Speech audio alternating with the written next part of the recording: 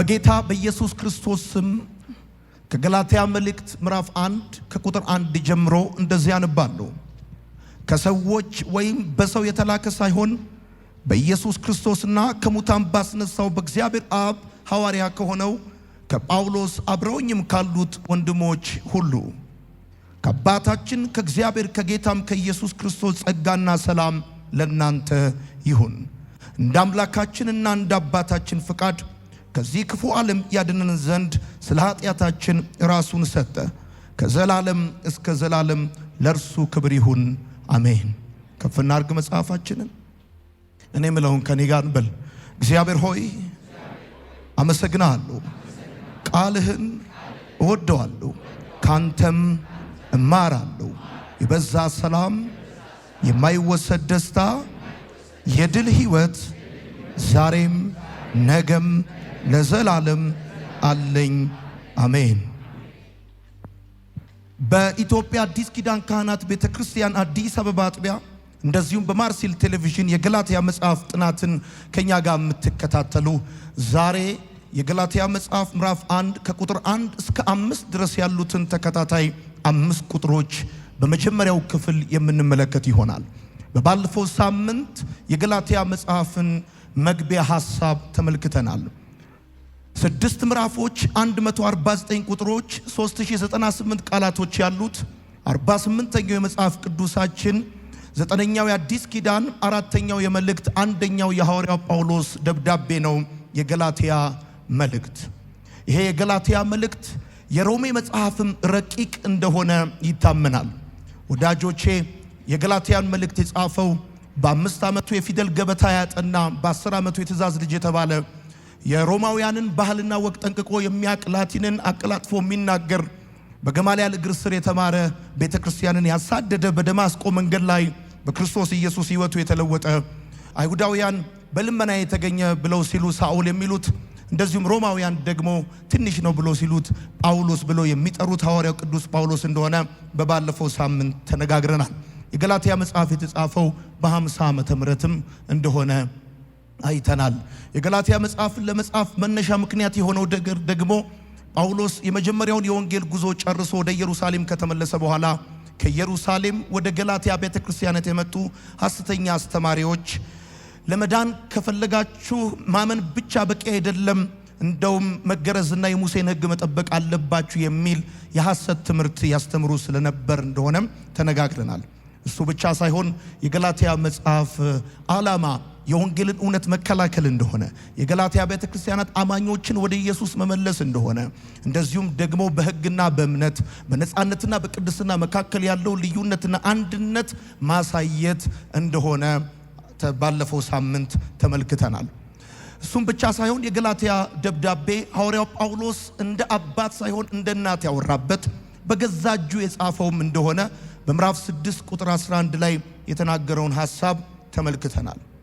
ዛሬ ደግሞ ይሄንን የገላትያ መጽሐፍ ምዕራፍ 1 ከቁጥር 1 እስከ 5 ድረስ ያለውን ሐሳብ እንመለከታለን።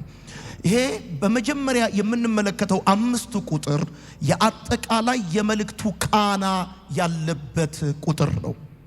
በአጠቃላይ ገላትያ ያለውን ቴስት፣ ቃናውን፣ ጣዕሙን የምታገኙበት የመጀመሪያዎቹ 5 ቁጥሮች አሁን ያነበብናቸው ናቸው ማለት ነው።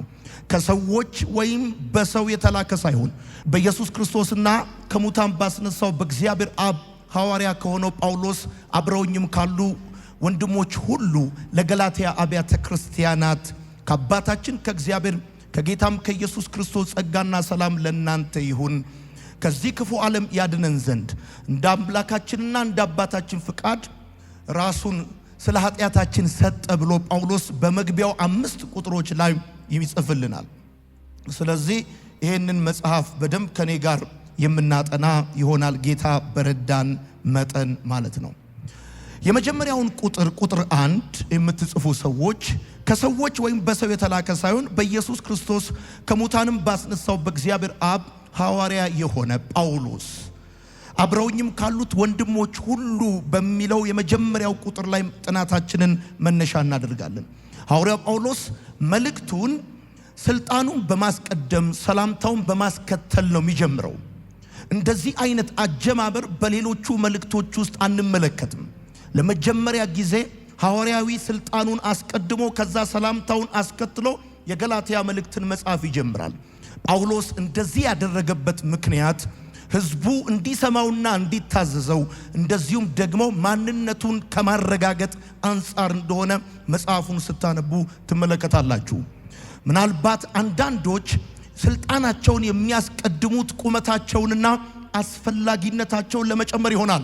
ጳውሎስ ስልጣኑን የሚያስቀድመው ራሱን ለማበልጸግ ሳይሆን አማኞችን በእግዚአብሔር እምነት ለማበረታታት ካለው የልብ ፍላጎት የተነሳ እንደሆነ መረዳት ይቻላል። እሱ ብቻ ሳይሆን በመግቢያው ላይ ብቻ ሳይሆን ስልጣኑን የሚያስቀድመው በቀጣይነት ባሉት የገላትያ ክፍሎች ላይ ደግሞ ሰፊ ጊዜ ወስዶ ሐዋርያነቱን በተመለከተ የማስጠበቅ ሥራ ሲሰራ ትመለከታላችሁ ወዳጆቼ። ስለዚህ እንደሌሎቹ ደብዳቤዎች በሰላምታ እንደዚሁም በምስጋና ከመጀመር ይልቅ መልእክቱን በስልጣኑ ያስቀድምና በሰላምታው አስከትሎ ትመለከታላችሁ። ለምንድነው ጳውሎስ በተለምዶ በሌሎቹ መልእክቶቹ ውስጥ ያሉትን አቀራረብ ሰላምታውን ከማስቀደም ይልቅ ስልጣኑን ያስቀደመው ብላችሁ ስትጠይቁ በጣም በሚገርማችሁ ሁኔታ ከነ ጴጥሮስና ከነ ዮሐንስ ዘንድ የመጡ አንዳንድ ሰዎች የሐዋርያው ጳውሎስን ሐዋርያነት ጥቃት ከፍተውበት ስለነበረ ነው። እንደዚሁም ጳውሎስን እያጣጣሉ የነበረበት ጊዜ ስለሆነ ነው። የጳውሎስን መልእክቶቹን ትምህርቶቹን ሰዎች እንዳይሰሙ እያነሳሱ ስለነበረ ነው። በሐዋርያነቱ ላይ ጥያቄ እያስነሱ ስለነበረ ነው። ክርስቲያኖች፣ የወንጌል አማኞች ጳውሎስ በአገልግሎት ዘመኑ በ30 ዓመት የክርስትና ሕይወት ቆይታው ከፍተኛ ተቃውሞና ተቀባይነት ማጣት ያስተናገደበት ጊዜ ማለት ሐዋርያት ሥራ መጽሐፍ ምዕራፍ 14 እና 15 መካከል ባለው ጊዜ ወይንም ደግሞ የገላትያን መልእክት በሚጽፍበት ጊዜ ነው። ስለዚህ ከኢየሩሳሌም የመጡ ከይሁዲነት ወደ ክርስትና የተቀየሩ አንዳንድ ሰዎች በሐዋርያው ጳውሎስ ሐዋርያነት ላይ ጥያቄ አስነስተዋል። ሐዋርያነቱ ሙሉ አይደለም፣ እንደዚሁም ከነ ጴጥሮስ ያንሳል፣ እሱ ብቻ ሳይሆን ሐዋርያነትን በቀጥታ ከኢየሱስ አልተቀበለውም የሚሉ ጥያቄዎች፣ ሐሳቦች፣ ወሬዎች እንዲወሩ እንዲነዙ አድርገዋል። ይሄን ያደረጉበት ምክንያት ደግሞ ራሳቸውን ከፍ ለማድረግና ጳውሎስን ዝቅ ለማድረግ ፈልገው እንደሆነ ቀጥላችሁ ጳውሎስ በሚያቀርበው መልእክት ውስጥ ትረዳላችሁ። ስለዚህ መልእክቱን ሲጀምር አስቀድሞ በመጀመሪያው የወንጌል ጉዞ የገላትያ ቤተ ክርስቲያናት በተለይም የደቡብ ገላትያ ቤተ ክርስቲያናት በመጀመሪያው የወንጌል ጉዞ ነው የተመሰረቱት። እንደምታስታውሱት ሐዋርያት ሥራ መጽሐፍ 13-14 የሚነግራችሁ ይሄንን ነው። አንዳንድ ሰዎች ሐዋርያ ጳውሎስ የሰሜንም ገላትያ ቤተ ክርስቲያናትን በተመለከተ በመጀመሪያው የወንጌል ጉዞ ተመስርተዋል ብሎ የሚል ሐሳብ አላቸው። ነገር ግን ጳውሎስ በሁለተኛው የወንጌል ጉዞ ነው የሰሜን ገላትያ ቤተ ክርስቲያናትን የመሰረታቸው። እነ አንጾኪያ፣ እነ ኢቆንዮን፣ እነ ልስጥራና ደርቤ ጢሞቴዎስን ያገኘበት ቦታ ሐዋርያት ሥራ መጽሐፍ ምዕራፍ 16 የገላትያ ቤተ ክርስቲያናት እንደሆነ ይታወቃል። ባለፈው ሳምንት እንደተመለከትነው የገላትያ መልእክት ለአንድ ግለሰብ ወይንም ደግሞ ለአንድ የተለየ ጉባኤ የተጻፈ መልእክት ሳይሆን ለአብያተ ክርስቲያናት የተጻፈ መልእክት ነው።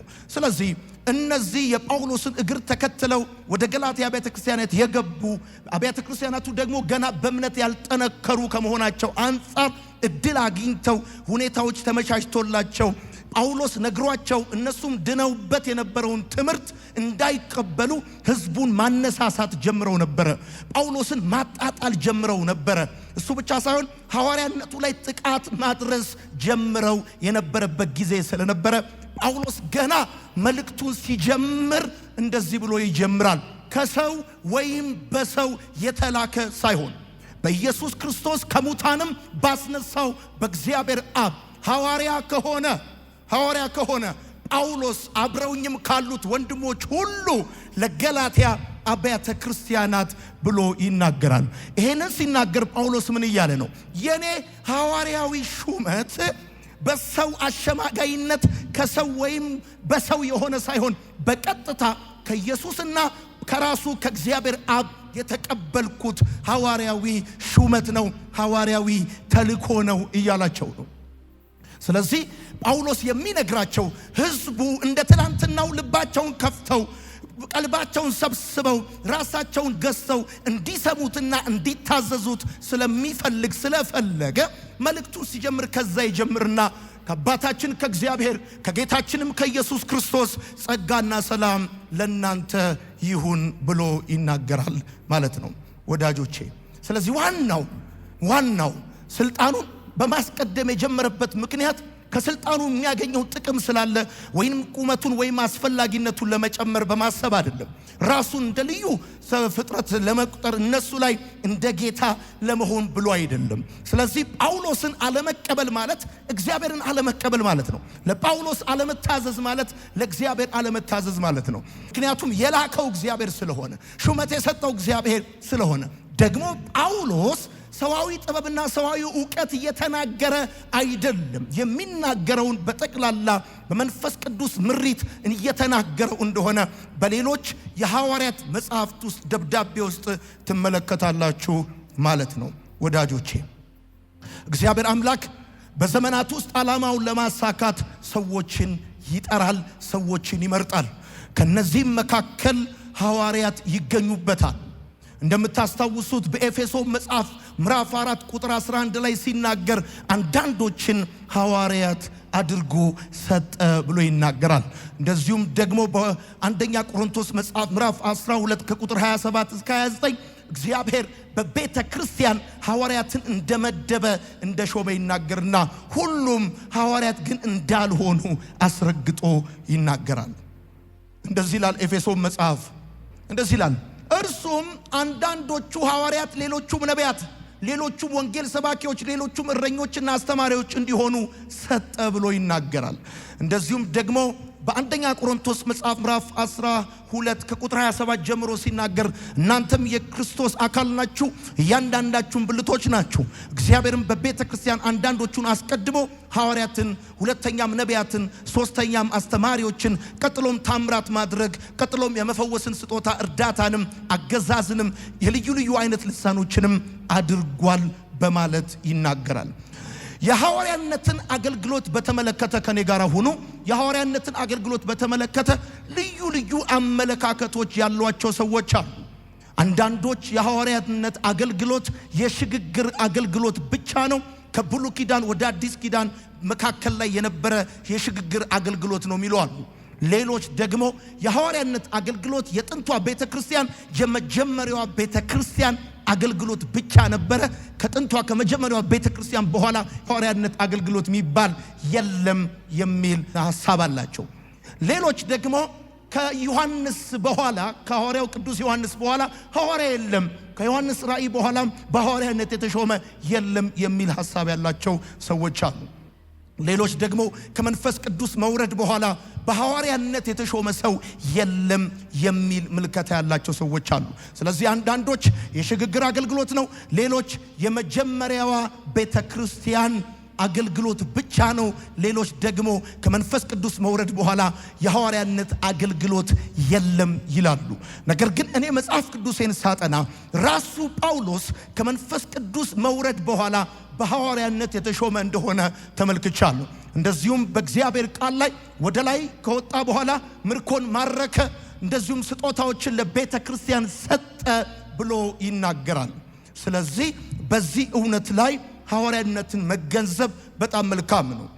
ከዚህ በተለየ የሐዋርያነት ጥሪ ያላቸው ሰዎች ይሄን ጉዳይ ለራሳቸው ሲሉ መልስ መስጠት ይችላሉ። እኔ ሐዋርያነትን በተመለከተ የማስጠናት ፕሮግራም ላይ አይደለም ያለሁት፣ ገላትያን ነው የምናጠናው። ሐዋርያ ያለውን በዚህ ዘመን ሐዋርያ የለም የሚል ሐሳብ አይደለም ሐሳቤ። ነገር ግን ከጳውሎስ ውጪ በሐዋርያነት የተጠቀሱ ግለሰቦች አሉ። ለምሳሌ አጵሎስ፣ ቲቶ፣ እንደዚሁም አፍሮዲጡ፣ እንደዚሁም ደግሞ ዩሊያን፣ በጣም ብዙ ከሐዋርያ ጳውሎስ በኋላ በሐዋርያነት መጽሐፍ ቅዱስ ላይ የተጠቀሱ በጣም ብዙ ሰዎች እንዳሉ ማሰብ ጥሩ ነው። ስለዚህ በዛ ዘመን የገላትያ መጽሐፍ ምዕራፍ 1 ሲጀምር ዋናው ኦብጀክቲቭ ምንድነው? የጳውሎስን ሐዋርያነት እያጠቁ እንዲሁም ጳውሎስን እያጣጣሉ ሐዋርያነቱ ሙሉ አይደለም፣ ከኢየሱስ በቀጥታ አልተቀበለውም እያሉ ጥያቄ አስነስተው ስለነበረ እንደዚህ ይላል፣ ከሰው ወይም በሰው የተላከ ሳይሆን በኢየሱስ ክርስቶስ ከሙታንም ባስነሳው በእግዚአብሔር አብ ሐዋርያ ከሆነው ብሎ ሐዋርያነቱን በተመለከተ አስቀድሞ ይናገራል። እንደምታውቁት ጌታችን የእምነታችን ሐዋርያ ነው። የእምነታችን ሐዋርያ ነው። ዕብራውያን መጽሐፍ ምዕራፍ 3 ቁጥር 1 የሚናገረው እንደዚህ ነው። ስለዚህ ከሰማያዊ ጥሪ ተካፋዮች የሆናችሁ ቅዱሳን ወንድሞች ሆይ የሃይማኖታችን ሐዋርያና ሊቀ ካህናት ኢየሱስ ክርስቶስን ተመልከቱ። የሃይማኖታችን ሐዋርያና ሊቀ ካህን ኢየሱስ ነው። ኢየሱስ ጌታ ነው። እስቲ አሜን በሉ።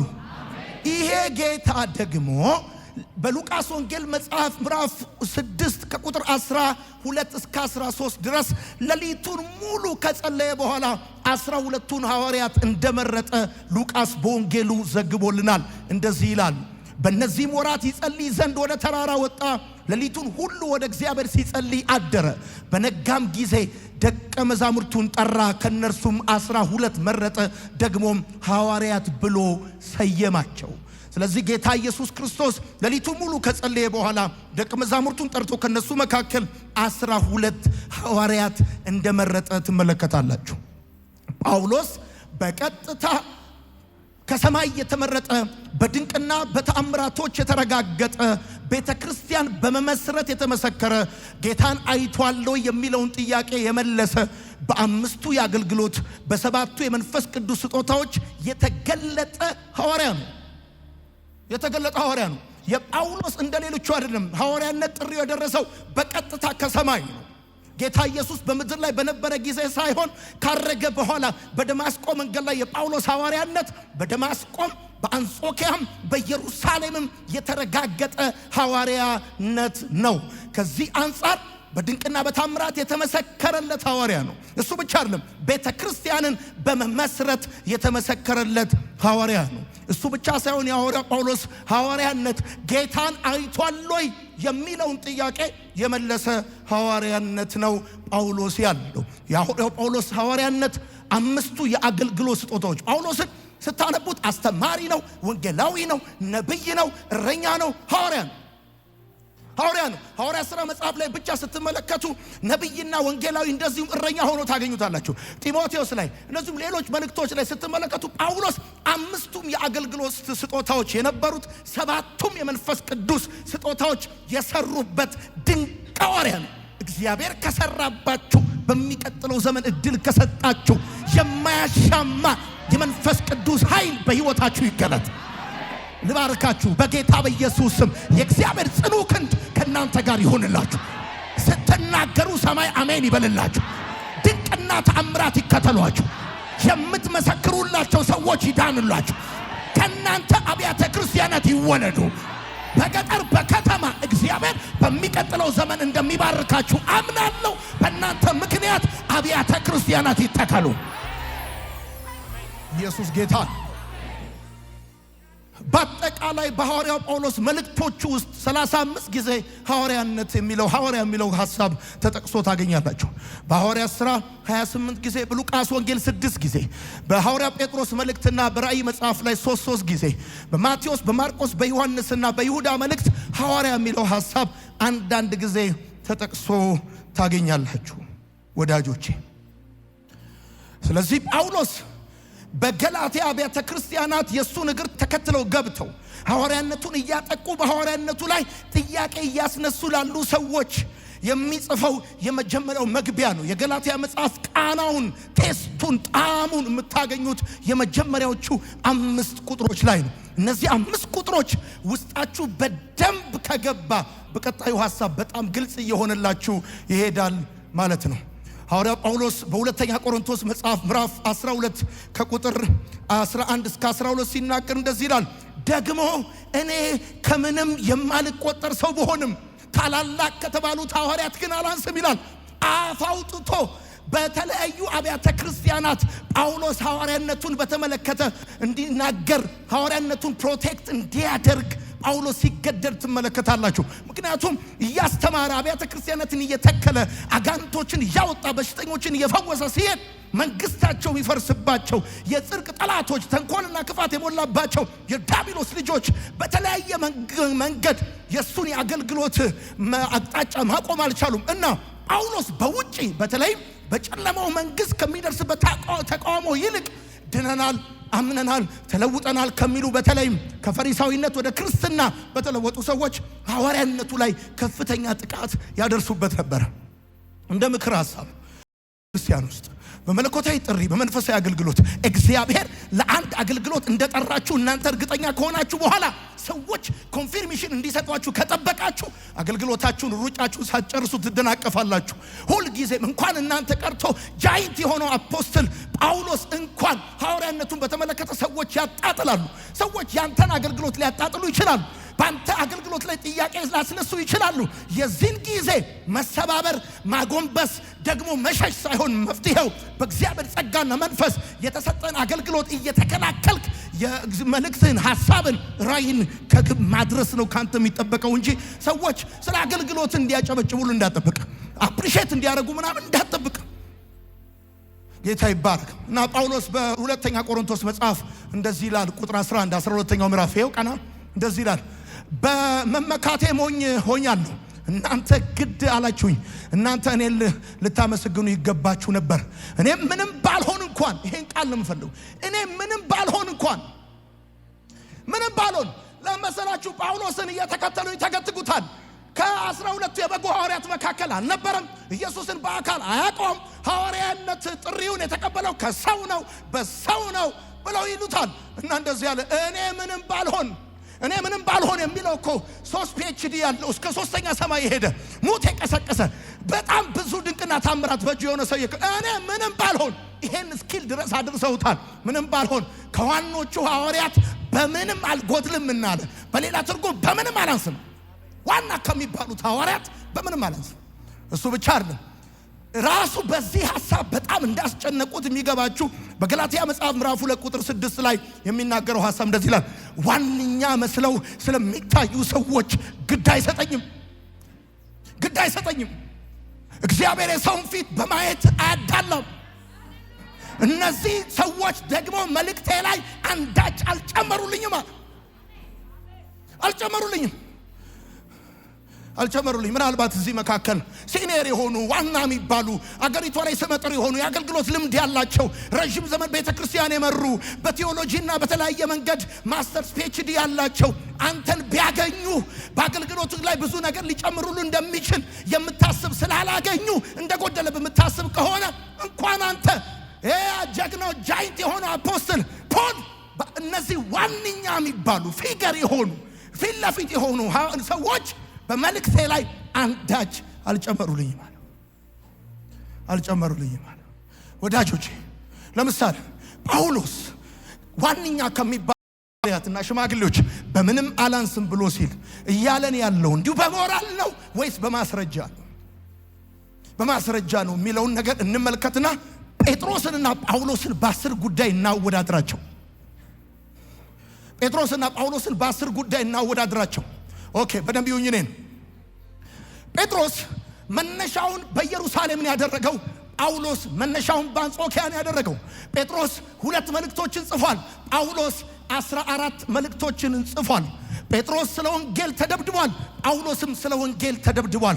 ጴጥሮስ ስለ ወንጌል ታስሯል። ጳውሎስም ስለ ወንጌል ታስሯል። ጴጥሮስ ሽባ ፈውሷል። ጳውሎስም ሽባ ፈውሷል። ጴጥሮስ የሞተ ቀስቅሷል። ጳውሎስም የሞተ ቀስቅሷል። ቤተክርስቲያን ጴጥሮስ መስርቷል። ጳውሎስም ቤተክርስቲያን መስርቷል። ጴጥሮስ ልክ እንደ አሁን እንዳነበብኩላችሁ ሐሳቦቹን የተከተላችሁ ስትሄዱ በጣም ብዙ አስደናቂ ነገሮች አድርጓል። ለምሳሌ ጴጥሮስን በተመለከተ ብታዩ ከሃይማኖት ተጋጭቷል። ጳውሎስም ከሃይማኖት ጋር ተጋጭቷል።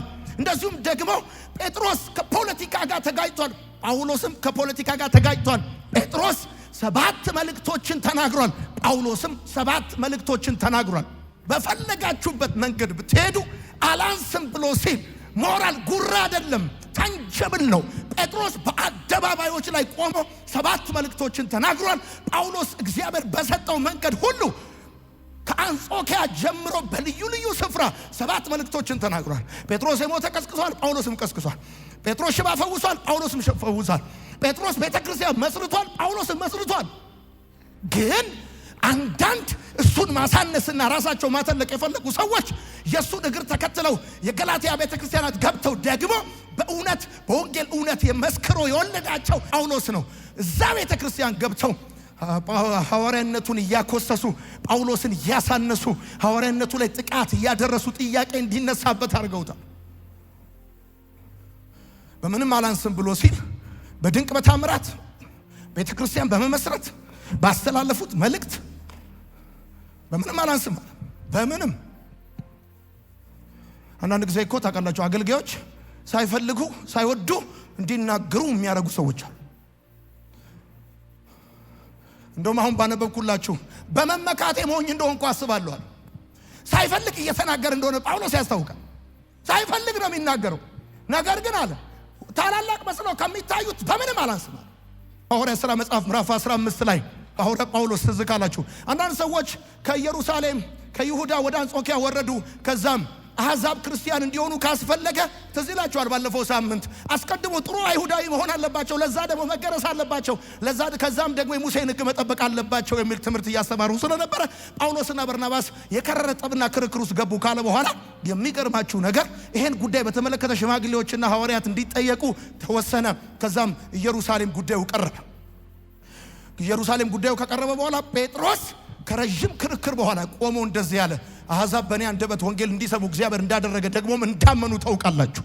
የልብን የሚያውቅ አምላካችን እግዚአብሔር ለእኛ እንዳደረገው ለነሱ መንፈስ ቅዱስን በመስጠት እንደተቀበላቸው አረጋገጠላቸው።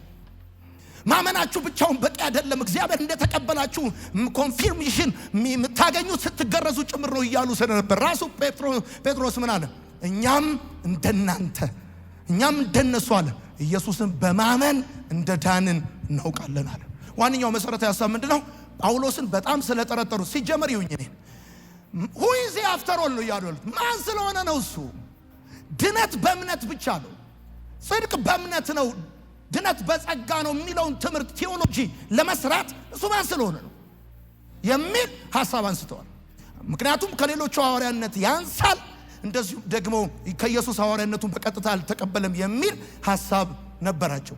እና ይሁዳና ሲላስ የሚባሉ ሰዎች ትዝ ይላችኋል ሐዋርያት ሥራ መጽሐፍ ምዕራፍ 15 ላይ እነሱ ተመርጠው የሐዋርያትን ውሳኔ በደብዳቤ ይዘው በቃል ሰጥተው ገላትያ ቤተ ክርስቲያናት ላይ በጴጥሮስና በጳውሎስ መካከል ምንም ልዩነት የለም። እንደውም ወዳጆቼ በጣም ስዊት የሆነ ነገር ልንገራችሁ። ጴጥሮስ ራሱ ጳውሎስ የጻፋቸውን ደብዳቤዎች በመንፈስ ቅዱስ ምሪት እንደጻፈ ያምናል፣ ይቀበላል። ራሱ ጴጥሮስ እንደውም ጳውሎስ ያልገባው ሰው አይምሮ የጎደለው ነው ይላል ጴጥሮስ። ጳውሎስ ካልገባ ፎርፋል። በሁለተኛ ጴጥሮስ መልእክት ምዕራፍ 3 ከቁጥር 15 እስከ 16 አንብቡት። እንደዚህ ይላል፣ የጌታችንም ትዕግስት መዳናችሁ እንደሆነ ቁጠሩ። እንዲሁም የተወደደው ወንድማችን ጳውሎስ ደግሞ እንደተሰጠው ጥበብ መጠን ጻፈላችሁ። ራሱ ጳውሎስ የጴጥሮስን ደብዳቤዎች መልእክቶች ያምናል፣ ይቀበላል። እንደውም ዝቅ ብላችሁ ስታነቡ ጳውሎስ ካልገባ ጳውሎስ የጻፈው የሰበከው ወንጌል ካልገባ አይምሮ ጎሎሃል ማለት ነው ይላል። አይምሮ ጎሎሃል ማለት ነው ይላል። ስለዚህ በራሱ በጴጥሮስ አክሴፕታንስ ያለው ትልቅ ሐዋርያ እንደሆነ ትመለከታላችሁ። እና ወዳጆቼ በገላትያ መጽሐፍ ምዕራፍ 1 ከቁጥር 1 እስከ 5 ባለው ውስጥ የምትመለከቱት ትዝ ካላችሁ የገላትያ መጽሐፍ መዋቅር ስንሰራ ምዕራፍ 1 እና ምዕራፍ 2 ሐዋርያነቱን የተከላከለበት ነው። ምዕራፍ 3 እና ምዕራፍ 4 መልእክቱን የተከላከለበት ነው። ምዕራፍ 5 እና 6 ቅድስናን የተከላከለበት ነው ብለናል። ከዚህ አንጻር በመጀመሪያዎቹ ቁጥር የሚናገረው ከሰዎች ወይም በሰው የተላከ ሳይሆን በኢየሱስ ክርስቶስ ከሙታን ባስነሳው በእግዚአብሔር አብ ሐዋርያ ከሆነው ጳውሎስ አብረውኝም ካሉት ወንድሞች ሁሉ ለገላትያ አብያተ ክርስቲያናት ይላል። አብረውኝም ካሉት ወንድሞች ሁሉ ብሎ ሲል ከኔ ጋር ያሉት በኔ ሐሳብ ይስማማሉ ማለቱ ነው። ይስማማሉ። ምክንያቱም ላይ ይስማማም ይችላል አሸቃባል። ሰዎች ሁሉ ካንተ ጋር ናቸው ማለት በአንተ ሐሳብ ይስማማሉ ማለት አይደል። ይሄም ትቶ ቢል እነማን እንደሆኑ ከሱ ጋር ያሉት አይታወቅም። ምናልባት በርናባስ እና ቲቶ እና ሌሎችም ሊሆኑ እና ጢሞቴዎስ ሊሆኑ እንደሚችሉ ይታሰባል። ነገር ግን አብረውኝም ካሉት ወንድሞች ጋር ብሎ ሲል ይሄ ሐሳብ የኔ ሐሳብ ብቻ አይደለም፣ የወንድሞቼም ሐሳብ ነው። እኔ በምጽፈው መልእክት ይስማማሉ፣ ከዚህ ሐሳብ ጋር ይተባበራሉ ብሎ ይላል ጳውሎስ። እና ከዚህ አንጻር የገላትያ መጽሐፍ ስታነቡ እንደው ዝም ብሎ ቢል እሺ ጳውሎስ ጻፈልን አብረውትስ ያሉ ሰዎች ምን ይላሉ የሚል ሌላ የስብሰባ ርዕስና ጊዜ ከመፍጀት እዛው ላይ ሲገለው ጎበዝ ጸሐፊ ነው ጳውሎስ። በነገራችን ላይ የሮሜ መጽሐፍ ረቂቅ ነው። የገላትያ መጽሐፍ የሐዋርያ ጳውሎስ የመጀመሪያው ደብዳቤ ስለሆነ ማለት ነው። ቀጥላችሁ ሰላምታ በሉና ጻፉ። ቁጥር 3 ሰላምታውን በተመለከተ ሐዋርያነቱን ስልጣኑን አስቀድሞ ሰላምታውን አስከትሎ መልእክቱን ይጀምራል እንዳልኳችሁ። በመቀጠል ከአባታችን ከእግዚአብሔር ከጌታም ከኢየሱስ ክርስቶስ ጸጋና ሰላም ለእናንተ ይሁን ብሎ ይላል። ሰላምታ በሉና ቁጥር 3 በቅንፍ ጸጋና ሰላም ብላችሁ ጻፉ። ሐዋርያ ጳውሎስ እንደተለመደው በመልእክቶቹ መግቢያና በመልእክቱ መውጫ ላይ ጸጋና ሰላምን እንዲሁም አንዳንዴ ምህረትን እየጨመረ ሰላምታ ለሚጽፍላቸው ቅዱሳን ያቀርብላቸዋል። ይሄ የተለመደ የሐዋርያ ጳውሎስ የአጻጻፍና የሰላምታ አቀራረብ መንገድ ነው። ስለዚህ በዚህ በገላትያ መጽሐፍ ምዕራፍ 1 ቁጥር 3 ላይ ጸጋና ሰላም ከአባታችን ከእግዚአብሔር ከጌታም ከኢየሱስ ክርስቶስ ለእናንተ ይሁን ካለ በኋላ እንደዚሁም ገላትያ መጽሐፍን ጨርሶ ሊወጣ ሲል ምዕራፍ 6 ቁጥር 18 ላይ ጸጋ ከእናንተ ጋር ይሁን ብሎ ይላቸዋል። በመልእክቱ መግቢያም በመልእክቱ መውጫም ላይ ይህንን ሰላምታ ያቀርብላቸዋል። ምዕራፍ 6 ቁጥር 18 እንደዚህ ይላል፣ ወንድሞች ሆይ የጌታችን የኢየሱስ ክርስቶስ ጸጋ ከመንፈሳችሁ ጋር ይሁን አሜን ብሎ ይላል። ይሄ ሰላምታ በደንብ አድርጋችሁ ስሙኝ። ይሄ ሰላምታ የግሪኩን ጸጋና የአይሁድን ሰላም በማጣመር የሚቀርብ ሰላምታ ነው። ጳውሎስ እጅግ ጠቢብ እጅግ ረቂቅ የሆነ ሰው ነው። በገላትያ አብያተ ክርስቲያናት ውስጥ ሁለት አይነት ሰዎች ናቸው ወንጌልን ሰምተው የዳኑት። ግማሾቹ ከግሪክ ከአሕዛብ፣ ሌሎቹ ከአይሁድ ወንጌል ሰምተው በቤተ ክርስቲያን ሆነዋል። ስለዚህ ሲያቀርብላቸው ሰላምታ የግሪኩን ጸጋና የአይሁዱን ሰላም በማጣመር ሰላምታ ያቀርብላቸዋል። ይህ ሰላምታ የማይደረስበትን የእግዚአብሔር ፍቅር የያዘ ሰላምታ ነው። የማያልቀውን የእግዚአብሔር አቅርቦት የያዘ ሰላምታ ነው። ወዳጆቼ ይሄ ሰላምታ በእምነት የተቀበሉትን መዳንና የዘላለም ሕይወት የሚያስታውስ ሰላምታ ነው። ይሄ ሰላምታ ምኞት ሳይሆን ሐዋርያዊ ባርኮት ነው። እኔ እናንተን ሳገኛችሁ እናንተ እኔን ስታገኙኝ መንገድ ላይ ወይም የሆነ ቦታ ላይ ደህና ነህ እንደምን ነህ ቤተሰብ ሰላም ነው እናት አባት ልጆች ደህና ናቸው ስትሉ እናታችሁን አባታችሁን ፋሚሊያችሁን የሚያስታውስ ሰላምታ ሰው እንደሚያቀርብላችሁ እንዲሁ ዝም ብሎ ብቻ ሰላም ብቻ እንኳን ኢትዮጵያዊ የሚላችሁ ሲያገኛችሁ ደህና ነህ ብርቱ ነህ እንዴት ነህ ቤተሰብ ሰላም ነው ሲሉ እናትን ታስታውሳለህ። የምትኖረው ከሚስት ጋር ቤተሰብ ወንድሞች ደህና ናቸው እህቶች ደህና ናቸው። ስለዚህ የማስታወስ ሰላምታ እንደሆነ ታውቃላችሁ። ስለዚህ ለገላትያ አብያተ ክርስቲያናት ጸጋና ሰላም ለእናንተ ይሁን ብሎ ሲላቸው በእምነት የተቀበሉትን መዳንና የዘላለም ሕይወት ያስታውሳቸዋል። ያለ ስራ ዳገት ሳይወጡ ቁልቁለት ሳይወርዱ ሸክም ሳይሸከሙ ያለ ጥረት ያለ ትግል የዳኑበትን እውነት በመልእክቱ መግቢያ ላይ ያስታውሳቸዋል። የእግዚአብሔርን የማያልቅ አቅርቦት የማይደረስበት ፍቅር የያዘ ሰላምታ ነው። ሰላምታ ብቻ ሳይሆን ደግሞ ሐዋርያዊ ባርኮት ነው። ሐዋርያዊ ባርኮት ነው።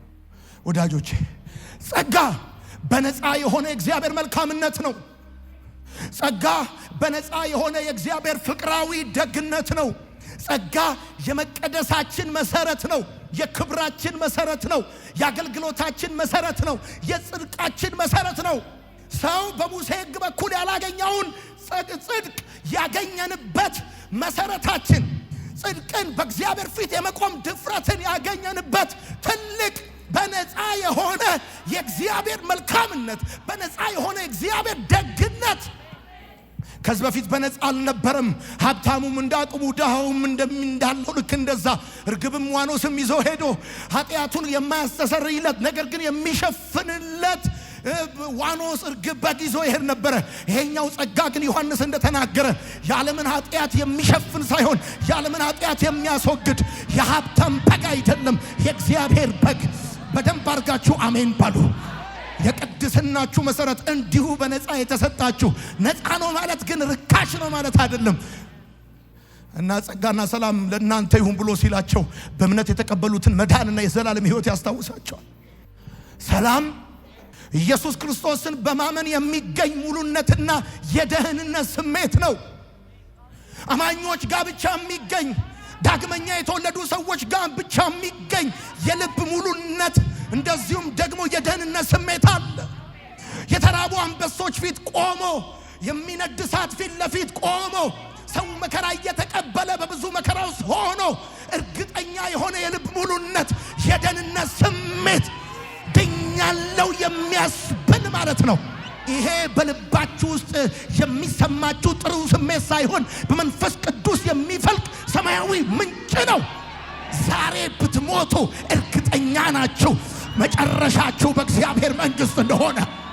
ይሄንን ትምምን፣ ይሄን እርግጠኝነት ያገኛችሁት ከመንፈስ ቅዱስ የተነሳ ነው። አሜን ይባላል። ወዳጆቼ ሰላም ኢየሱስን በማግኘት ኢየሱስን በማመን የሚገኝ ሙሉነትና የደህንነት ስሜት ነው።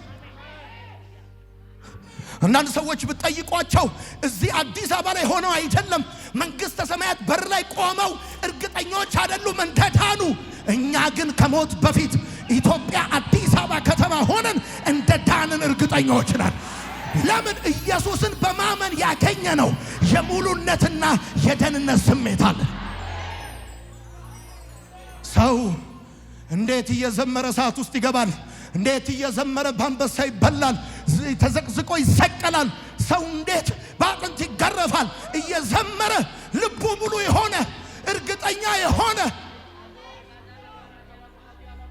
ሁልጊዜ እናገራለሁ፣ በኢትዮጵያ ኤርላይንስ ትኬት ስትቆርጡ እንደምትደርሱ እንደምትገቡ፣ ትኬት የቆረጣችሁበት አገር እንደምትወርዱ እርግጠኞች ናችሁ። የልብ መተማመን አላችሁ። አቤት ኢትዮጵያ ኤርላይንስ ቆርጣችሁ ካናዳ ለመሄድ ሌላ ቦታ ሳውዝ አፍሪካ፣ ቡርኪና ፋሶ አይወስዳችሁም፣ አፍጋኒስታን አይወስዳችሁም። ኢየሱስን ያመናችሁ ቀን እርግጠኛ ሆናችኋል። ስማችሁ በሕይወት መጽሐፍ ተጽፏል። ስማችሁ በሕይወት መዝገብ ተመዝግቧል። አዲስ ሰዎች ሆናችኋል። እስቲ አሜን በሉ በደንብ አድርጋችሁ። ይሄ ወንጌል ሲነገር የማይወድ አጋንንት አለ የተመታኝ። ሰላም ማለት የውስጥ መታወክ የሌለበት ኑሮ ማለት ነው። የውስጥ መታወክ፣ ኢኮኖሚው ይታወካል፣ ፖለቲካው ይታወካል፣ ሰዎች ይታወካሉ፣ ብዙ ወሬ ይወራል። ነገር ግን እኔና እናንተ ይኸው ፊታችን እንደበራ ነው። ለምን ሲባል የኛ ሰላም ከአካባቢው የሚቀዳ አይደለም፣ በመንፈስ ቅዱስ አማካኝነት በውስጣችን የሚፈልቅ ነው። አንዳንዶቻችሁ እየታመማችሁ ምዘምሩት የሐኪም ሪፖርቱ ስለማያስደነግጥ አይደለም፣ በመንፈስ ቅዱስ በኩል የሆነ የልብ ሙሉነት የማይታወክ ኑሮ ባለቤት ስለሆናችሁ ነው። እስቲ አሜን በሉ በደንብ አርጋችሁ። ኢየሱስ ጌታ አሜን ነው። የምትጽፉ ሰዎች ሰላም ከእግዚአብሔር ጋር ያለ ዝምድና ነው። ምን ነው ሰላም ሆናችሁ ሲል ሰይጣን ምን ነው አልታወካችሁም፣ አልተረበሻችሁም፣ አልደነገጣችሁም? ለምን? አንድ የሚወርድ ባለስልጣን ሳንቲም ያለው ባለ ሀብት ሳይሆን እግዚአብሔርን ዘመዱ ያደረገ ሰው ሕይወት ነው ሰላም። ሰላም ዳግመኛ ለተወለዱ ሰዎች ብቻ የሚሰጥ ውድ ስጦታ። ይሄን የልብ ሙሉነት፣ ይሄን የደህንነት ስሜት፣ ነውጥ የሌለበት ኑሮ፣ ይሄን ኑሮ መኖር ከፈለክ ዳግመኛ መወለድ ግዴታ። ሰላም በልባችሁ ውስጥ የሚሰማችሁ ጥሩ ስሜት አይደለም፣ ጥሩ ነኝ ማለት አይደለም። ሰላም በመንፈስ ቅዱስ የሆነ ሰማያዊ ምንጭ ነው። እስቲ አሜን በሉ። እና ጳውሎስ እንደዚህ ይላችኋል፣ ከእግዚአብሔር ከአባታችን ከጌታም ከኢየሱስ ክርስቶስ ጸጋና ሰላም ለእናንተ ይሁን። በነፃ የሆነ የእግዚአብሔር መልካምነት፣ በነፃ የሆነ የእግዚአብሔር ፍቅራዊ ደግነት ለእናንተ ይሁን። ብቻ አይደለም የክርስቶስ ኢየሱስ ሥራ፣ ኢየሱስን በማመናችሁ ከእግዚአብሔር ጋር ዘመድ ሆናችሁ። ከዚህ በፊት ከእግዚአብሔር ተለይታችሁ ያለ ክርስቶስ ነበራችሁ፣ ጠላቶች ነበራችሁ። አሁን ግን ጠላትነት ተወግዶ ከእግዚአብሔር ጋር ዘመድ ሆናችኋል። ሄሎ፣ ስለ ኢየሱስ ክርስቶስ ብላችሁ ዘመድ የገፋችሁ፣ ቤተሰብ የገፋችሁ ደስ ይበላችሁ። እናንተ ከምድር ተፋታችሁ ከእግዚአብሔር የተጋባችሁ፣ እግዚአብሔርን ዘመዳችሁ ያደረጋችሁ፣ እግዚአብሔርን ሲቲዝናችሁ ያደረጋችሁ። የሰማኝ ካል እግዚአብሔርን ሲቲዝናችሁ ዜግነታችሁ ያደረጋችሁ። ሰላም እግዚአብሔርን ዜግነቱ ያደረገ ሰው ሕይወት ነው። እናንተ ይሁን ይላችኋል። ቁጥር 4 ዛሬ 5 ነጥብ ነው የምንማረው። ከዛ በፊት ሰላም በነፍስ ውስጥ ያለ ጸጥታ ነው ብላችሁ ጻፉ። ሰላም በነፍስ ውስጥ ያለ ጸጥታ ነው። ዋው! አካባቢው ታውቆ ሰላም ማለት ቢች ዳር ሄደ የውሃ ድምፅ መስማት ማለት አለ። በተቀወጠ ከተማ ውስጥ በማይናወጥ ህይወት መኖር ማለት ነው። በነፍስ ውስጥ ያለ ጸጥታ ማለት ነው። ኢየሱስ ጌታ ነው። እና ዘማሪ እንደዘመረው በሰላም እተኛለሁ አንቀላፋለሁ እንዳለ ዳዊት ከቤተ መንግስት ወጥቶ ከአልጋው ወርዶ ድንጋይ ተንተርሶ እንቅልፍ ይወስደዋል። እኛ እንቅልፍ የሚወስደን ሁኔታዎች እየተበላሹ ሁሉ እንደሆነ ታውቃላችሁ።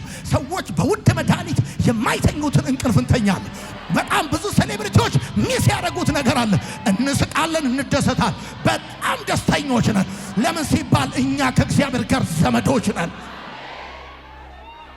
በነገራችን ላይ በዚህ ምክንያት ነው ጴንጤን ጥሎ መጣል የማይቻለው። ጴንጤን ሰብረው ጥለውም ጴንጤን ጎርታት ጎታውም ይነሳል፣ እንደገና ይገርማል፣ ያብባል፣ እንደገና ይገርማል፣ ይበረታል፣ እንደገና ይቆማል፣ እንደገና ይቆማል። በቃ ከተመለት ምናምን ስትል የማይደፈን በመንፈስ ቅዱስ የሆነ የሰላም ምንጭ ውስጡ ይፍለቀለቃል። በዛ የሆነ ነገር በዚህ ጎረቤት በዛ ምቀኛ ሸረኛ በመቃብር አፈር በዶሮ አንጀት በበጋገጭ ምናምን ይመትታል፣ ያትራል። አንተ ግን እንደዚህ ትላለህ፣ በሰላም እተኛለሁ አንቀላፋለሁ። እግዚአብሔር ሆኖኛልና መተማመኛ፣ ከክፋት ሁሉ መዳኛ። እስቲ አሜን በሉ። አይምሮን ሁሉ የሚያልፍ ሰላም፣ አይምሮን ሁሉ የሚያልፍ ልብን የሚጠብቅ ሰላም። ሰላም ለእናንተ ይሁን ብሎ ሊል የሚችለው ጌታ ብቻ ነው። እሱ የሰላም አለቃ ነው። ድንቅ መካር ኃያል አምላክ ነው። የሰላም አለቃ ነው። እሱ የገንዘብ አይደለም። እሱ የሌላ ነገር የሰላም አለቃ ነው። ሰላም በእጁ ያለው የኔ ጌታ ብቻ ነው። እኔ የምሰጣችሁ ሰላም ዓለም እንደምሰጣችሁ ሰላም አይደለም፣ ይለያል። ዓለም የምሰጣችሁ ሰላም ከሁኔታው ይነሳል። ዓለም የምሰጣችሁ ሰላም ተፈጥሯዊ ነው። አሁን ይኖራል፣ በኋላ አይኖርም። ዓለም የምሰጣችሁ ሰላም አጎበር አለበት። የኔና የናንተ ሰላም በመንፈስ ቅዱስ የሆነ አጎበር የለበት፣ ራስ ምታት የለበት። ኢየሱስ ክርስቶስ ጌታ ነው። ከኛ በፊት የነበሩ ጴንጤ ቆንጤዎች፣ በእኛ በፊት የነበሩ በሸራ ቤት ያመለኩ ሲኒየር ፓስተሮች ጴንጤዎች ይገርማል፣ ድንጋይ የተወረወረባቸው ተከብረው አይደለም እየተናቁ እንደ ቆሻሻ እየተቆጠሩ በእግዚአብሔር ፊት በነፍሳቸው ውስጥ የፈሰሰ ሰላም ስለነበረ ዘምረዋል፣ በስተዋል፣ ገዝተዋል። ይሄ መንፈስ በኢየሱስ ስም ለእናንተ ይበዛል። በደም ጩሁና አሜን በሉ። ለእናንተ ይበዛላችኋል። ሁኔታን የሚያልፍ ሰላም በልባችሁ ላይ ይፈሳል። ኢየሱስ ጌታ። ቁጥር 4 እንደ አባታችንና እንደ አምላካችን ፍቃድ ክፉ ከሆነው ከአሁኑ ዓለም ያድነን ዘንድ ስለ ኃጢአታችን ራሱን ሰጠ። 4 ላይ ሐዋርያው ጳውሎስ የክርስቶስን የመስቀል ሥራ እኛ የምንኖርበትን ዓለም ተፈጥሮ እንደዚሁም የክርስቶስን ፍጹም ፍቅር እንደዚሁም ደግሞ የዘላለም እቅዱን ቁጥር 4 እና 5 ላይ ባሉት 2 ቁጥሮች ውስጥ ይጽፋል። የኢየሱስ ክርስቶስን ሞት የመስቀል ሥራውን at the same time እኛ የምንኖርበትን ዓለም ተፈጥሮ ከዛም ሲቀጥል ደግሞ ፍቅሩንና እግዚአብሔር ለኛ ያለውን ዘላለም እቅዱን ቁጥር 4 እና 5 ላይ ይነግረናል። ወዳጆቼ ይሄን እዩኝ። ቁጥር 4 ያጠቃላይ የገላትያ መጽሐፍ አንጓል ማለት የምትገቡበት ቁጥር ነው። በቃ አንጓል መልእክቱን የሚያደራጀው አሁን እዚህ ቁጥር 4 ላይ ይቆማል። እንደዚህ ይላል፣ እንደ አባታችንና እንደ አምላካችን ፍቃድ ክፉ ከሆነው ከአሁኑ ዓለም ያድነን ዘንድ ስለ ኃጢአታችን ራሱን ሰጠ። ምን ማለት ነው? እንደ አባታችንና እንደ አምላካችን ፍቃድ ብሎ ሲል የክርስቶስ ኢየሱስ ሞት ታሪካዊ አጋጣሚ አይደለም፣ የተፈጥሮ ግዴታ አይደለም፣ የአይሁድ ፍላጎት አይደለም፣ የሮማውያን ጉልበት ሳይሆን የአብ እቅድ ነው። አይሁዳውያን ስለፈለጉ አይደለም የሞተው። ሮማውያን በወቅቱ ስልጣን ስለነበራቸው አይደለም የገደሉት። ማንም ከሱ ነፍሱን ሊወስድ አይችልም ነበር። የእግዚአብሔር እቅድ ነው። የኢየሱስ ሞት የታሪክ አጋጣሚ አይደለም፣ የተፈጥሮ ግዴታ ሆኖበት አይደለም የሞተው። የአይሁዳውያን ፍላጎት ስለሆነ አይደለም፣ የአብ እቅድ ነው። የኢየሱስ ሞት የአብ እቅድ ከሆነ የኔና የናንተ ደህንነት የአብ እቅድ የክርስቶስ ኢየሱስ የሥራ ውጤት አለቀ። ሞቱ የአብ እቅድ ከሆነ የኔና የናንተ ድነት የኔና የናንተ እጅ ሥራ ውጤት ሊሆን አይችልም። ያላለንን እንደ አምላካችንና እንደ አባታችን ፍቃድ ክፉ ከሆነው ከአሁኑ ዓለም ያድነን ዘንድ ራሱን ሰጠ። ራሱን የሰጠው የሞተው በታሪክ አጋጣሚ በተፈጥሮ ግዴታ ወይም በአይሁድ ፍላጎት ወይም በሮማውያን ጉልበት ሳይሆን በአባቱ እቅድ ነው። ሁለተኛው ክፉ ከሆነው ከአሁኑ ዓለም ይላል። እዚሁ ቁጥር ላይ የምታገኙት ክፉ ከሆነው ከአሁኑ ዓለም ክፉ ከሆነው ካሁኑ ዓለም ሲል የመስቀሉ ሥራ ከኃጢአት ብቻ ሳይሆን ያዳነን ሰይጣን ገዢ ከሆነበትና አሁን ከሚሰራው የጨለማ አገዛዝ ጭምር ነው ያዳነን።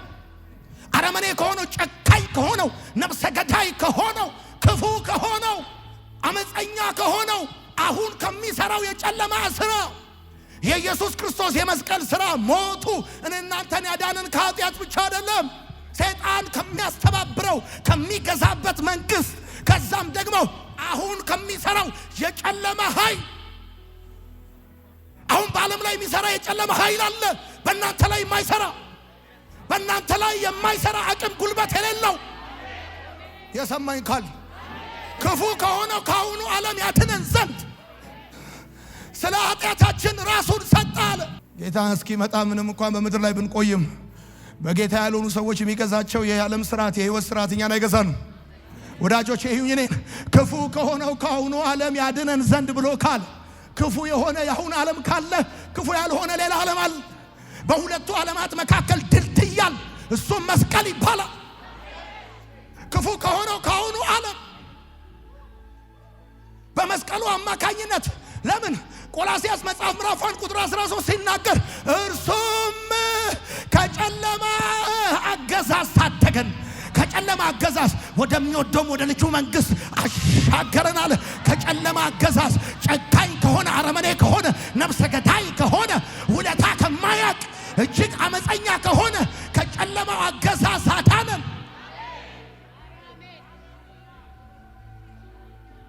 ቆላስይስ መጽሐፍ ምዕራፍ 1 ቁጥር 13 እንደዚህ ይላል፣ እርሱ ከጨለማ ስልጣን አዳነን። አሁን የጨለማው ስልጣን በእኛ ላይ አይሰራም። አዳልሞቲ፣ ቡዳ፣ መጋኛ፣ ምቀኛ፣ በመቃብር አፈር፣ በዶሮ አንጀት፣ በበጋጌጭ በምናምን የሚሰራ ድግምት፣ ደጋሚ፣ መተተኛ፣ ሟርተኛ፣ አስማተኛ በእኛ ላይ አይሰራም። አንተ አሜን በል በደንብ አድርግ። አይሰራም። አይ ስዌር ቱ ጋድ አይሰራም። እያማራቸው ይቀራል። ይደግማሉ፣ ፎቶ ይዘቀዝቃሉ፣ በልዩ ልዩ መንገድ ይመትታሉ። አንተ በሰላም ትወጣለህ፣ በሰላም ትገባለህ። በአንድ በኩል ይመጣሉ፣ በ10 አቅጣጫ ይበተናሉ። የመስቀሉ ስራ የኢየሱስ ሞት ከኃጢአት ብቻ ሳይሆን ክፉ ከሆነው የጨለማ አገዛዝ ከዲያብሎስ አገዛዝ አዳነናል። ወዳጆቼ ወደ ኋላ ሄዳችሁ ብትመለከቱ እኮ አንዳንዶቻችን ከአዳሚ የነበርን እንኳን ለኛ ለራሱ በማያውቅ ጠንቋይ እግር ስር ስንንከባለል የነበርን ክፉ ከሆነው ካሁኑ ዓለም ሲል እኛ ያለንበትንም ዘመን ኢንዲኬት ያደርጋል፣ ያሳያል። ያለንበትን ዘመን፣ የጊዜውን ክፋት፣ የዘመኑን ክፋት። ዘመኑ በቁጥር ደረጃ ክፉ አይደለም፣ ሰው ግን ክፉ እየሆነ ይሄዳል። እሱንም ኢንዲኬት ያደርጋል። የሰይጣንም አገዛዝ ኢንዲኬት ያደርጋል፣ ያሳያል። ዳናችሁ እኮ ሲፈልግ እንደ መረብ ኳስ፣ ሲመቸው እንደ እግር ኳስ፣ ደስ ሲለውም እንደ ገና ጨዋታ፣ ሲለጥፍ ሲመትር ሲያጋጭ ሲያላትም የነበርክ በጠቅላላ ወንጌል ተሰበከልና ዳንክ። አመለጥኩኝ ብለህ ዘመርክ። ከዛ ከጨለማ ከድቅድቅ ህይወት ተስፋ ከሌለበት፣ ሰላም ከሌለበት፣ ረፍት ከሌለበት፣ ሁልጊዜ ጭንቀት ካለበት አመለጥኩ ያለ ሰው አሜን ይላል። በደም ጩሁና አሜን በል። አመለጥን እኮ እግዚአብሔር ይመስገን፣ አመለጥን። አሁን ይሄው ያለ ወጪ እንስቃለን፣ እንደሰታለን። ድሮ ወጪ ወራጅ ነበር ምንተኛው። ወጪ ወራጅ ተኝተን አንተኛም ነበረ። 3 ሰዓት ተኝታ 5 ሰዓት ትነሳል። ቁንጣ ይሉት ፓንት ታረግና ጋቢ ደርበ ሰፈር ግቢውን ትዞራል። እንደገና ትተኛ። አሁን ትነሳል። ቀጥታ ተኝታ አታውቅም። አሁን እኮ ካልቀሰቀሱ አትነሳ። ካልቀሰቀሱ እግዚአብሔር ምስክር። አሁን እኮ መኪና ውስጥ ትተኛለህ፣ ፕሌን ውስጥ ትተኛለህ። ብቻ ጭንቅላት ደገፍ ይበል እንጂ ትተኛለህ። ለምን ሲባል ከጨለማው አገዛዝ አዳነ። ሰላም ከሌለበት ዓለም አወጣ። ኢየሱስ ጌታ ነው። አሁን የሚሰማ ሰላም ድሮ እንደሚሰማ አይነት ሰላም ነው። አሁን ከእግዚአብሔር ጋር ዘመድ ነህ። ኢየሱስ ጌታ ነው። የመጨረሻው ሐሳብ ስለ ኃጢአታችን ራሱን ሰጠ። ሶስተኛው እዚህ ቁጥር 4 ላይ የምትመለከቱት ያድነን ዘንድ ስለ ኃጢአታችን ራሱን ሰጠ ነው የሚለው። አብ ልጁን ሰጠ፣ ወልድ ራሱን ሰጠ፣ መንፈስ ቅዱስ ይሄን ለኛ ያደረሰ። ይሄን ለኛ ያደረሰ። ወዳጆቼ ኃጢአት ከእግዚአብሔር ጋር ጠላት ከሰይጣን ጋር ወዳጅ አድርጎን ነበር። እንዲህ ነው ያደረገው ኃጢአት። ከእግዚአብሔር ጋር ጠላት ያደርጋል፣ ከሰይጣን ጋር ወዳጅ ያደርጋል። ነገር ግን በዮሐንስ ወንጌል መጽሐፍ ምዕራፍ 10 ላይ እንደምትመለከቱት መልካም እረኛ ስለ በጎቹ ራሱን ይሰጣል ተብሎ እንደተጻፈ፣ ወዳጆቼ ፍጹም ፍቅር ራስን መስጠት ከሌለበት ፍጹም ፍቅር አይደለም። የሀገሬ ልጆች ምንም ባርጋችሁ ስሙኝ። እኛ ስንወድ በስሜት ተሞልተን በማየት አቅርበን በማሰብ አጥንተን በመናገር ገልጠን ነው የምንወደው። እኛ ዝም ብለን አንወድም። ስንወድ በስሜት ተሞልተን ነው የምንወደው። በማየት አቅርበን ነው የምንወደው። ዙም አውት አድርገን ነው የምንወደው። በማሰብ አጥንተን ነው የምንወደው። ሰዎቹን ከትንሽ እስከ ትልቅ በደንብ አራግፈን አበጥረን አጥንተናቸው ነው የምንወደው። ደግሞም እሱ ብቻ አይደለም፣ በመናገር ገልጠን ነው የምንወደው። እሱ ግን ራሱን በመስጠት ነው የሚወደው። እንደኛ በመናገር አይደለም የሚወደው፣ በስሜት አይደለም የሚወደው፣ እንደኛ በማየት አቅርቦ አይደለም የሚወደው። እኛ ስንወድ እኮ እንደዚህ ነው፣ በስሜት ተሞልተን፣ አዎ በማየት አቅርበን፣ በማሰብ አጥንተን፣ በመናገር ገልጸን አይ ላቭ ዩ አይ ሚስ ዩ አይ ኪስ ዩ ካልን የፍቅራችን ጥግ ነው እሱ። በቃ ወደድን እኮ ወደን ሞትን። እኛ ስንወድ በቃ ካወራን እሱ ልካችን ነው። እሱ ሲወድ ግን ራሱን እስከ መስጠት እንጂ ንግግር አይደለም፣ ንግግር አይደለም። ወዳጆቼ እኛ ስንወድ ለጥቅማችን ነው። እሱ ግን የወደደን ለጥቅማችን እንጂ ለጥቅሙ አይደለም። ወዳጆቼ እኛ ባንወደው ብንጠላው አንጎዳው፣ ብንወደው አንጠቅመው። እኛ ክርስቶስን ወደን ምን እንጠቅመዋለን? ጠልተን ምን እንጎዳዋለን? ምን እናጎልበታለን? እሱ የወደደን ለጥቅሙ አይደለም፣ ለጥቅማችን። እኛ ሰው ስንወድ ለጥቅማችን ነው የምንወደው፣ ለጥቅሙ አይደለም። አጥንተን ጸባዩን ወደፊት ወደ ኋላ አድርገን ከፍ ሲልም ዘሩን ሲቻልም መልኩን ኢኮኖሚውን የሆነ ነገሩ ምናምን አይተን ሰውየውን ወደ ህይወታችን ለማስገባት ትንሽ ነገራችንን ለመስጠት አጥንተን አስበን በደንብ አውርተን ምናምን ነው። ወዳጆቼ ሰዎች እንኳን ሊሞቱላችሁ አይታመሙላችሁ፣ እንኳን ህይወታቸውን ሊሰጧችሁ ጊዜያቸውን አይሰጧችሁም። ትናንት ከወደዷችሁ ዛሬ ይጠሏችኋል። የሰው ፍቅር ገደብ አለው። የሰው ፍቅር ምክንያት አለው። የሱ ፍቅር ግን ገደብ የለውም። ኤፌሶን መጽሐፍ እንደዚህ ያለ ስፋቱና ርዝመቱ ከፍታውና ጥልቀቱ ከመታወቅ የሚያልፈውን የክርስቶስን ፍቅር ሰው እኮ ቢወድህ የሆነ ነገር ውስጥ ብትገባ ቁልቁል የሚገባበት ሌቭል አለው። ከግሉገቱ በታች በላይ አይገባም። እሱ ግን የፍቅሩ ጥልቀት ይገርባል።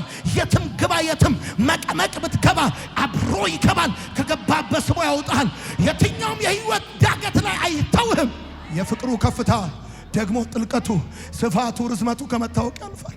የሰው ፍቅር ገደባል። ሰው እንኳን ሊሞትላችሁ አይታመምላችሁም። በጣም የሚወዳችሁ ሰው አይታመምላችሁም። መድኃኒት አይውጥላችሁም። ክፉ ከሆነው ከአሁኑ ዓለም ያድነን ዘንድ ራሱን ሰጠን። ሰው አስተያየት ነው የሚሰጥ፣ ሀሳብ ነው የሚሰጥ። ብንወደውም ባንወደውም፣ አንጠቅመውም አንጎደውም። ሰው እንዴት ለማይጠቅመውም ለማይጎዳውም ራሱን ሰጠ።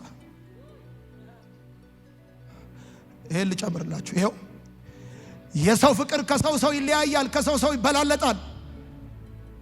ዛሬ የገላትያ መጽሐፍን ጥናት ስጨርስ በጣም ውስጤን ካስደሰተኝና እጅግ ካሳረፈኝ ሐሳብ አንዱ ይሄ ነው።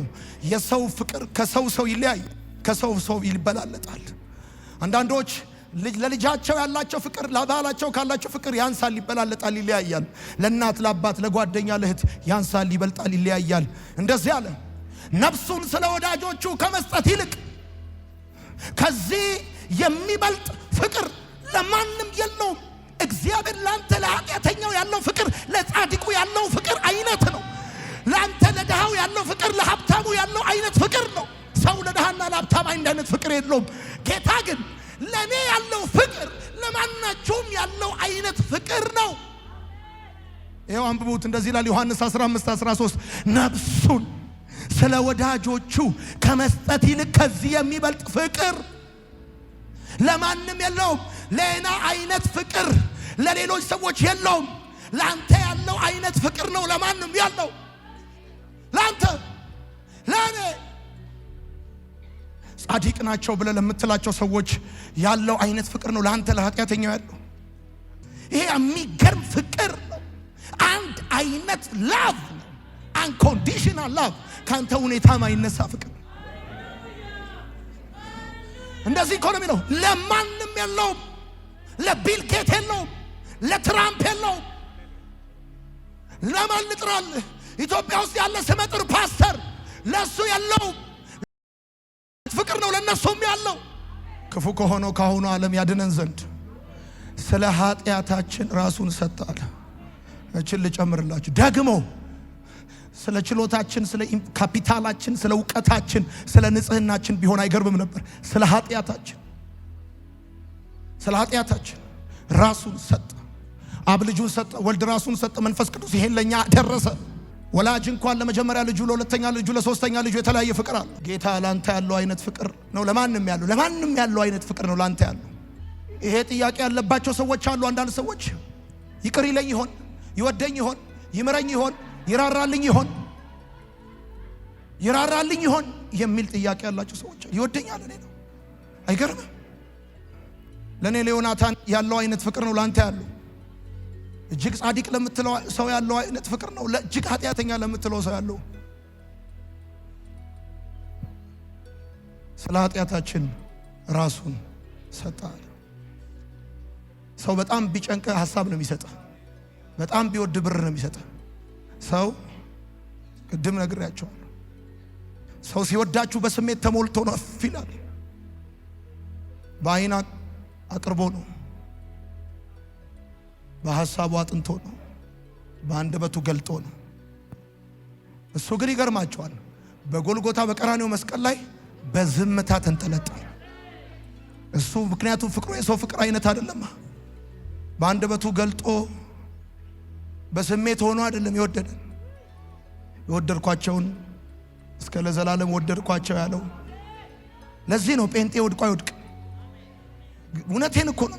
ወድቆ አይወድቅ፣ ይነሳል። የወደደው አምላክ አለ። በጣም የወደደው አምላክ አለ። ምናልባት ይሄ መልእክት ዩቲዩብ ላይ ብታገኙት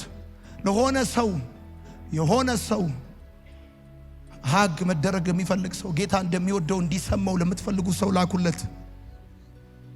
ከዛ ቁጥር 5 እንደዚህ ያለ ጻፉ። ከዘላለም እስከ ዘላለም ለእርሱ ክብር ይሁን። ክፉ ከሆነው ካሁኑ ዓለም ያድነን ዘንድ ስለ ኃጢአታችን ራሱን ለሰጠ ለሱ ከዘላለም እስከ ዘላለም ክብር ይሁንለት።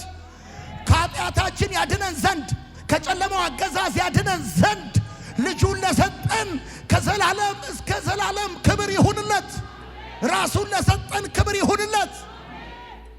እኛ ክርስቲያኖች በዚህ ጉባኤ የተሰበሰብነው ማንንም ከፍ ልናረግ አይደለም። የዚህ ጉባኤ ራስ ሁል ጊዜም በጉባኤ ተጋፍተን ቦታ ፈልገን የሆነ ነገር ብለን የምንሰበሰበው ማንንም ልናልቅ አይደለም። ክፉ ከሆነው ካሁኑ ዓለም ያድነን ዘንድ ስለ ኃጢአታችን ራሱን ለሰጠን ለጌታችን ለኢየሱስ ክርስቶስ ደግሞም ልጁን ለሰጠን ለእግዚአብሔር አብ እና ጳውሎስ እንደዚህ ብሎ መልእክቱን ይጀምራል። አሁን አሕዛብ ይሄን መልእክት ሲሰሙ ምን የሚሉ ይመስላል? ከሰው ወይም በሰው የተላከ ሳይሆን በክርስቶስ ኢየሱስ ከሙታንም ባስነሳው በእግዚአብሔር አብ ሐዋርያ ከሆነ ጳውሎስ አብረውኝም ካሉት ወንድሞች ሁሉ ለገላትያ ቤተክርስቲያናት ከአባታችን ከእግዚአብሔር ከጌታም ከኢየሱስ ክርስቶስ ጸጋና ሰላም ለእናንተ ይሁን። ከዛስ እንደ አምላካችንና እንደ አባታችን ፍቃድ ክፉ ከሆነው ካሁኑ ዓለም ከዚህ አገዛዝ ከሰይጣን ከጨለማ አገዛዝ ማን ያወጣን ነበረ? ረግጦን ነበረ፣ እያሰቃየን ነበረ፣ ከሰውነት ተርታ አውጥቶን ነበረ እና ለዝቀዛስ ከኃጢአታችን ያድነን ዘንድ ራሱን ሰጠ ካለ በኋላ እንደዚህ አለ። ከዘላለም እስከ ለዘላለም ለእርሱ ክብር ይሁን ሲል የገላትያ ጉባኤ ይሄ መልእክት ሲነበብ እንደዚህ ይላል። ያጨበጭባል። ክፉ ከሆነው ካሁኑ ዓለም ያድነን ዘንድ ራሱን ለሰጠን ሞታችንን ለሞተ እዳችንን ለከፈለ ሞታችንን ለሞተ ለሱ ሃሌሉያ።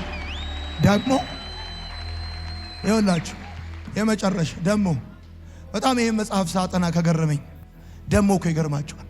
ያለንበት ሰፈር ድረስ ፈልጎ እኮ ነው የመጣው። ፈልገነው እኮ አይደለም ያገኘነው፣ ፈልጎን እኮ ነው ያገኘን። እውነት እኮ ነው። ፈልጎን ሰፈራችን ድረስ መጣ።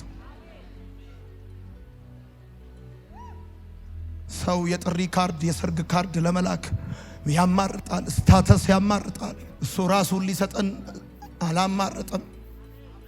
በዘራችን፣ በቁመታችን፣ በመልካችን፣ በፋይናንሳችን በየትኛው እኛ አሕዛብ የተባልን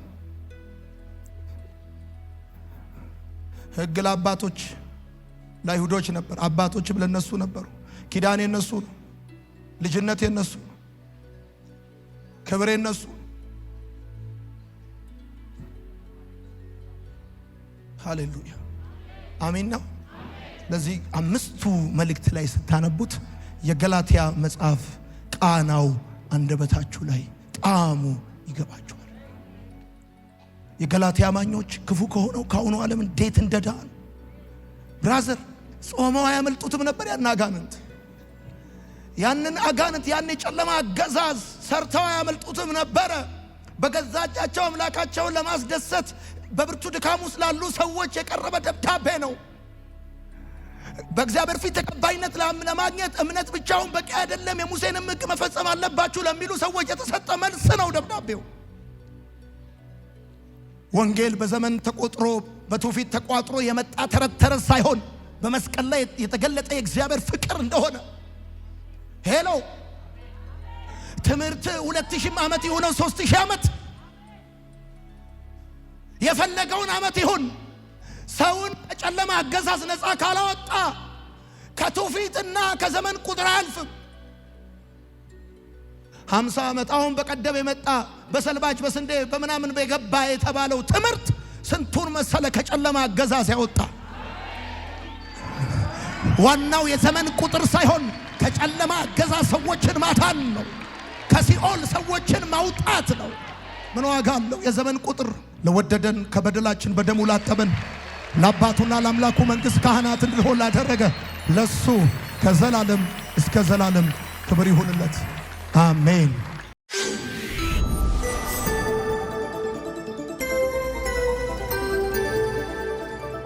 ወንጌል ይለውጣል።